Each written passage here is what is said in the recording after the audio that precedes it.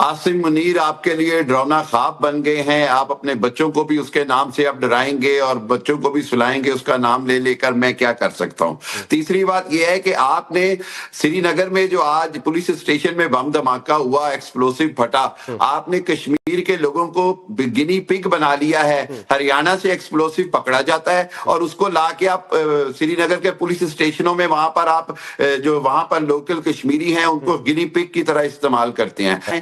पाकिस्तान पर आप इल्जाम लगाते हैं, पाकिस्तान आपको सबूत देता है कि जी आप जिस तरह हमारे यहाँ दहशतगर्दी कर रहे हैं, चाहे वो कुलभूषण की शक्ल में हो, चाहे वो दिल्ली ब्लास्ट को लेकर टीवी 9 पर बड़ा पर्दाफाश। मुजम्मिल के फोन की सीडीआर से बड़े नेटवर्क का पर्दाफाश हुआ है। अल फलाह के 15 से ज्यादा डॉक्टर्स गायब हैं। अल फलाह यूनिवर्सिटी में पढ़ने काम करने वाले डॉक्टर्स की तलाश चल रही है। कुछ डॉक्टर्स के फोन बंद हैं, कुछ डॉक्टर्स गायब हैं। तो पूरे नेटवर्क को लेकर यह बड़ी जानकारी सामने आई है। मैं ये कह रहा हूं कि ये बाबरी वाला राग कब तक? खुलासा यह है कि 6 दिसंबर को ये धमाके होने थे। पहलगाम के बाद अब मत कहिएगा कि किसी ने कहा नहीं था। पलवशा मोहम्मद जई खान आपके यहां की सांसद है, संसद में कहा था कि बाबरी की पहली ईंट पिंडी का सिपाही अजान मुनीर जाकर देगा। जी जी, आपने देखे, बात यह है कि बिल्कुल बाबरी मस्जिद में अजान इंशाअल्लाह हम में से ही कोई देगा, जरूर देगा, ये मेरा भी यकीन है। लेकिन उसकी वजह मोदी का जुनूनीपन है। वो जो अखंड भारत और हिंदुत्व की आइडियोलॉजी है उसको जमीन बोस करना पड़ेगा। और मुनीर को वो दिखाएंगे कि वो सोचेगा कि उसने शायद ऐसी चीज कभी ना की हो। सबसे पहले मैं कहूंगा कि उन्होंने जो ये डी कंपनी का इस्तेमाल किया है, मैं डी कंपनी से किसको कह रहा हूं? डॉक्टर्स की कंपनी को।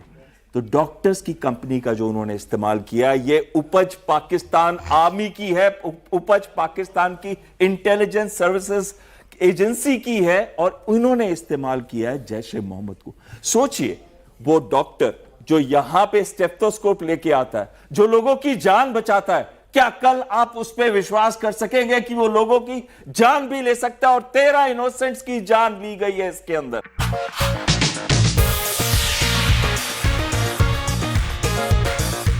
जितेंद्र हमारे संवाददाता हमारे साथ जुड़े हुए। जितेंद्र, अपने आप में ये और चिंता की बात है, डॉक्टर्स का एक पूरा नेटवर्क जो कि गायब है, फोन बंद है, उनकी तलाश पुलिस कर रही है। बिल्कुल, कल देखिए दिल्ली पुलिस की स्पेशल सेल भी एक बार फिर से वहां पहुंची थी। बाकायदा अल फलाह यूनिवर्सिटी के आसपास से जो गांव है वहां से कुछ लोगों को हिरासत में लिया गया। तकरीबन 3 लोग डिटेन किए गए थे। इसके अलावा 3 और डॉक्टर्स हैं जिनको डिटेन किया गया है। उनसे लगातार पूछताछ की जा रही है। दरअसल ये वो डॉक्टर है जो लगातार डॉक्टर मुजम्मिल, इसके अलावा उमर और शाहीन के संपर्क में थे। और साथ ही लगातार उनके साथ जो चैट्स हैं वो भी व्हाट्सएप चैट्स हैं, इसके अलावा टेलीग्राम चैट्स हैं। ये तमाम चैट्स जांच एजेंसियों के हाथ लगी है, तो उसको लेकर इनसे तस्दीक करना बेहद जरूरी है। तो लिहाजा अभी फिलहाल इनको डिटेन किया गया है, इनसे पूछताछ की जा रही है। आने वाले वक्त में इन तीनों से अगर कहीं भी शक शुबा रहता है तो एनआईए भी पूछताछ करेगी। जी, लेकिन बता दें आपको कि जम्मू कश्मीर में धमाका हुआ, दूसरी तरफ नौगाम थाने में जो जोरदार धमाका हुआ उसको लेकर कई अहम जानकारियां सामने आई और उसका सीधा कनेक्शन फरीदाबाद से जुड़ता हुआ दिखाई दे रहा है। उसको लेकर अहम जानकारियां अब सामने है कि किस तरह से ये अमोनियम नाइट्रेट बरामद किया गया था और उसी का सैंपल लेने के दौरान ये बड़ा धमाका हुआ। तो कैसे दिल्ली में ब्लास्ट और उसकी पूरी साजिश अभी तक डिकोड हुई है, तो कैसे बना दिल्ली वाला विस्फोटक, इसको लेकर क्या जानकारी हमारे पास है, आइए आपको बताते हैं। अमोनियम नाइट्रेट का इस्तेमाल किया गया इसमें, इसके साथ साथ डेटोनेटर का इस्तेमाल किया गया, इसके साथ फ्यूल ऑयल था, ट्रांसफॉर्मर था और ट्रांसफॉर्मर ऑयल था, और इसके जरिए सब मिलाकर विस्फोटक बनाया गया। विस्फोटक को किस तरह से टाइम बॉम्ब बनाया गया ये भी समझिए। विस्फोटक के साथ 3 mm या 9 mm की बैटरी का इस्तेमाल किया गया और स्विच का इस्तेमाल किया गया ताकि ये टाइम बॉम्ब की तरह काम करे। बड़ी बात यह है कि डॉक्टर उमर ने स्विच दबाकर ब्लास्ट किया। 3 घंटे कार में बैठकर बम बनाने का शक है। तार के जरिए विस्फोटक को टाइमर से जोड़ा गया। हाथ में स्विच लेकर पार्किंग से निकला था उमर ने स्विच दबाकर कार में ब्लास्ट किया। हमारे साथ पुनीत बने हुए हैं। पुनीत, आप वहीं उस जगह मौजूद हैं जहां पर यह धमाका किया गया था डॉक्टर उमर द्वारा। अब बहुत सी जानकारियां निकलकर सामने आ चुकी हैं कि दरअसल किस तरह से धमाका किया गया, क्योंकि ये बार बार बात की जा रही थी कि फिदायीन हमला है, लेकिन किस तरह से धमाका किया अब उसको लेकर भी जानकारी सामने है। वहां से कई तार, स्विच, इस तरह की चीजें भी बरामद कर ली गई हैं।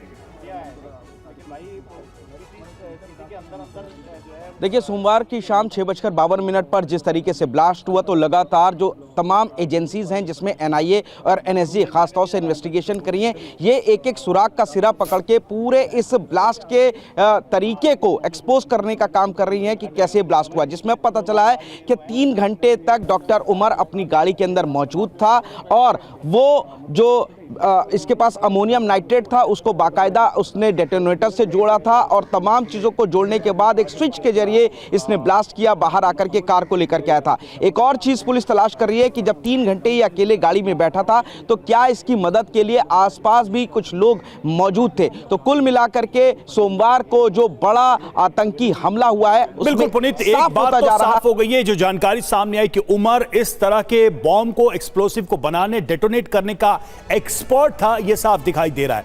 पाकिस्तान को लेकर कोई बात नहीं कही है, किसने रेडिकलाइज किया, पाकिस्तान में कौन बैठा था, वो एक जांच का दायरा अलग है, लेकिन सीधे तौर पर पाकिस्तान ने करवा दिया। अभी तक तो भारत सरकार ने नहीं कहा है कि राष्ट्र विरोधी ताकतें, जांच जारी है, तो तहकीकात चल रही है। सुनिए सर, और अगर आप ये कह रहे हैं कि बिना तहकीकात के आरोप लगा दिया, तो इसीलिए मैंने कहा कि यह कहावत है हमारे यहाँ, चोर की दाढ़ी में तिनका। पता नहीं, आपने दाढ़ी तो नहीं रखी, हो सकता है आपकी बाल में तिनका हो।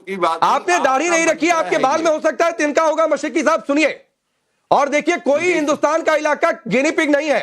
जम्मू कश्मीर नौगाम में भी जो धमाका हुआ, वो पुलिस स्टेशन में, सुन लीजिए सर, पुलिस स्टेशन में एक्सप्लोजिव रखा हुआ था। भारत की पुलिस एक ही है, वो किसी भी पुलिस स्टेशन में ले जाकर रखे, जहां जैसी जरूरत होगी हम रखेंगे जांच के लिए। तो वो आपका सब्जेक्ट नहीं है, तो प्लीज माइंड योर बिजनेस। मैं दोबारा अपने सवाल पर आता हूं, मशरकी, मैं दोबारा अपने सवाल पर आता हूं। आप स्ट्रेटेजिक अफेयर्स एक्सपर्ट है, थोड़ा सा तो अपने डेजिग्नेशन के हिसाब से बातचीत करिए। नहीं तो मौलाना वाली बातचीत करनी है तो दाढ़ी वाड़ी रख के आइए, वही लिख देते हैं, फिर उसी तरह बात करेंगे। ठीक है, आते हैं, आपके डेजिग्नेशन के हिसाब से सवाल पूछ रहा हूं।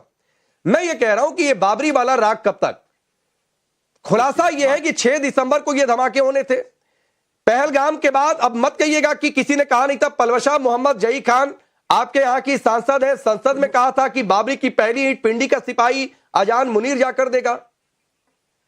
जी, आपने देखे, बात यह है कि बिल्कुल बाबरी मस्जिद में अजान इंशाअल्लाह हम में से ही कोई देगा, जरूर देगा, ये मेरा भी यकीन है। लेकिन उसकी वजह मोदी का जुनूनीपन है। वो जो अखंड भारत और हिंदुत्व की आइडियोलॉजी है, उसको जमीन बोस करना पड़ेगा। उसकी वजह ये कि ये अमन के लिए जरूरी है। और ये जो अखंड भारत, कभी आप ताजमहल को बना देते हैं मुतनाजा, कभी आप बाबरी मस्जिद पे शुरू हो जाते हैं। आप अपने जो इतिहास वाले हैं उनको तो समझाएं, उनको पता ही नहीं है इतिहास के। सारा इंडिया का इतिहास में जितना कुछ अच्छा है वो मुसलमानों की वजह से। अरे हामिद मशरकी, इंडिया का ही इतिहास है, दिया हुआ है, और उसी इतिहास का एक हिस्सा पाकिस्तान है जो टूटकर बन गया। मैं फिर कह रहा हूं, आप मौलाना वाली बात करने लगते हैं। बताइए कि ताजमहल क्या है, किसने बनाया है? अब आप उसने बनाया, फिर आप पाकिस्तान के किसी आदमी ने बनवाया? जी, मुसलमान मुगल ने बनाया। फिर वही बात है, पाकिस्तान का मुसलमान अलग है, हिंदुस्तान का मुसलमान अलग है। तो नहीं बनाया, आप समझिए, पाकिस्तान का मुसलमान अलग है, हिंदुस्तान का मुसलमान अलग है। हिंदुस्तान का एक मुसलमान पाकिस्तान के आप जैसे मुसलमान की राय से इत्तेफाक नहीं रखता। 25 करोड़ जो हिंदुस्तान का मुसलमान है वो पिस रहा है। इंशाअल्लाह। इन्होंने सबसे पहले यहाँ मुश्री साहब ने एक बात बोली थी पांडे जी कि भाई कि आसिफ मुनीर से हिंदुस्तान डरा हुआ है। अरे हिंदुस्तान डरा हुआ है या पाकिस्तान डरा हुआ है? आज मुझे बताइए, हिंदुस्तान के अंदर एक बम विस्फोट हुआ, जिन लोगों ने भी किया उनको पकड़ लिया गया, उनको सब तफ्तीश चल रही है। लेकिन पाकिस्तान इतना डर गया कि अपने इलाके में खुद ही एक बम फटवा लिया, क्योंकि उनको पता था कि अगर पाकिस्तान का लिंक जो है उन्होंने छाती पीटने की पहली व्यवस्था बना ली। पुराना इतिहास रहा है पाकिस्तान का कि अपने देश के अंदर खुद ही बम फटवाते हैं और उसके बाद पूरे इंटरनेशनल लेवल पे दिखाते हैं कि हमारे इलाके में हम भी टेररिज्म से ग्रसित हैं, हम पे खुद टेररिस्ट हो रहे हैं। ये कितनी बार बोला गया है। और आसिफ मुनीर साहब को जो भय दिखा रहे हैं ना, मुझे बताइए, आसिफ मुनीर ऐसे कौन से वीर हैं? उनकी छाती हमने देखी थी, बहुत सारे तमगे लगे हुए थे। अरे कौन सा युद्ध जीते पाकिस्तान वाले? आप बताइए ना, आप तो स्ट्रेटेजिस्ट हैं, कोई भी एक युद्ध पाकिस्तान में जीता कि जितने भी आपके मिलिट्री जनरल कर्नल हैं वो सारे की सारी छाती भर के लेके चलते हैं। युद्ध सारे हारे, युद्ध सारे। राकेश जी, पांडे जी, इनसे पूछिएगा, युद्ध सारे हारे उन्होंने। मैं दूसरी बात पूछ रहा हूं, मैं दूसरी बात पूछ रहा हूं। ये कह रहे हैं जंग जीते, हम तो कहते हैं कोई जंग नहीं जीता, लड़ा भी ठीक से नहीं, वो तो बंकर में जाकर छिपा हुआ था मुनीर। मैं उधर भी नहीं जाना चाह रहा हूं, लेकिन मैं ये कह रहा हूं जो हामिद मैं उधर जाना ही नहीं चाहता हूं। अरे बच्चे मैं ये कह रहा हूं कि एक जनरल, किसी भी देश का एक जनरल वो जंग लड़ेगा, अपने मुल्क को महफूज रखने की बात करेगा। लेकिन मैं पहली बार दुनिया में एक ऐसा जनरल देख रहा हूं जिसके आगे पीछे चिंटू पिंटू या जो भी लोग हैं वो ये कह रहे हैं कि नहीं, हमारा सपना यह है कि मुनीर जाकर अजान करे, नमाज पढ़े। ये पहली बार ऐसा सपना मैं देख रहा हूं आचार्य विक्रमादित्य जी। बात ये है, मौलाना बन गए, मिलिट्री नहीं है, मौलाना बन गए, मौलाना मिलिट्री नहीं है। आसिफ मुनीर जो है मिलिट्री के जनरल नहीं है, वो बन गए मौलाना बन गए कि भाई मौलाना का काम। अच्छा सुनिए, हामिद कुछ कह रहे हैं, फिर मेजर नदीम और बाकी लोग के पास छोड़ के मौलाना बना दिया। बोलिए हामिद बोलिए। थैंक यू यार, मेरी आवाज आ रही है? जो सबकी आ रही है, सबके पास आ रहा हूं। इफ्तिकार भाई आपके पास। आसिफ मुनीर साहब, जनरल आसिफ मुनीर को लेकर जो आपका खौफ है ना, यही मुझे यकीन दिलाता है कि वो सबसे ठीक आदमी है। वो आपको सही, उसने सबक सिखाया, आपके ऑपरेशन सिंदूर को मिट्टी में मिलाया, आपको ट्रंप पूरी दुनिया में जलील कर रहा है। उसके बाद आज आपके कितने अड्डे उड़े थे। बहल साहब, ये खतरा तो ऐसा है जो हमारे इर्द गिर्द, हमारे बीच में से कोई भी सफेद पोश हो सकता है। ये कोई हैव्स नॉट वाले नहीं है, ये तो वेल ऑफ वाले हैं। कैसे अपने देश को इनसे बचाएं? इनके दिमाग में जहर घुल रहा है। बेनाज जी, टूटी शमशीरों से भी हम करेंगे हर मैदान फतेह, हम करेंगे हर मैदान फतेह। चाहे वो कितने भी ब्लीड इंडिया थ्रू 1000 कट्स कर ले, चाहे वो कितने भी बॉम्ब एक्सप्लोड कर ले, चाहे वो कितने भी डी कंपनी के लोगों को इस्तेमाल कर ले, ना हम टूटेंगे, ना हम रुकेंगे, ना हम झुकेंगे। हम आगे बढ़ते ही रहेंगे और मुनीर को वो दिखाएंगे कि वो सोचेगा कि उसने शायद ऐसी चीज कभी ना की हो। सबसे पहले मैं कहूंगा कि उन्होंने जो ये डी कंपनी का इस्तेमाल किया है, मैं डी कंपनी से किसको कह रहा हूं? डॉक्टर्स की कंपनी को। तो डॉक्टर्स की कंपनी का जो उन्होंने इस्तेमाल किया, ये उपज पाकिस्तान आर्मी की है, उपज पाकिस्तान की इंटेलिजेंस सर्विसेज एजेंसी की है, और उन्होंने इस्तेमाल किया है जैश ए मोहम्मद को।